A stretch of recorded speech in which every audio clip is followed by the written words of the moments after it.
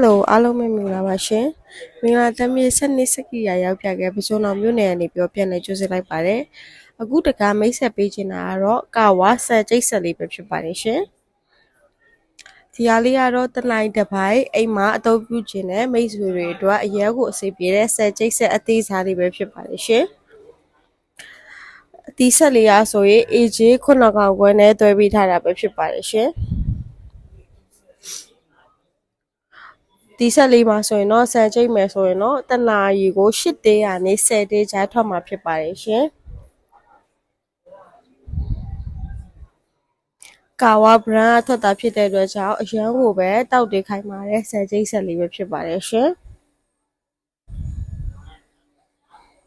ဒီမှာဆန်ထည့်မယ်ဆိုရင်ဒီကထည့်ရမှာပါနော်ဒီကထည့်ရပြီးတော့ဒီမှာဆန်ထွက်တဲ့အပေါက်လေးပဲဖြစ်ပါတယ်ရှင်အင်ဂျင်900ခွဲနဲ့တွဲထားမှာဖြစ်တဲ့အတွက်ကြောင့်ဒီဟာအမြန်ဆုံးလည်းပို့ပြီးတော့တိုးလာမှာဖြစ်ပါတယ်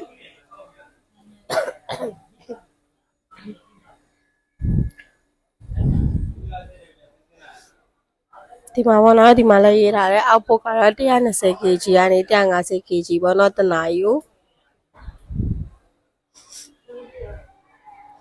ဆက်လေးအကြောင်းကိုအသေးစိတ်သိရှိရခြင်းနဲ့ဆိုရင်တော့ဖုန်းနံပါတ်3995888811နဲ့399512နဲ့6694တို့ကိုဆက်သွယ်မေးမြန်းပြီးတော့စုံစမ်းနိုင်ပါတယ်ရှင်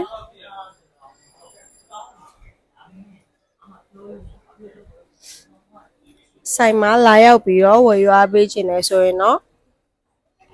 ဆိုင်မှန်52 58 54လဲအလဲဘလောက်ပစုံတော်မျိုးနယ်မှာ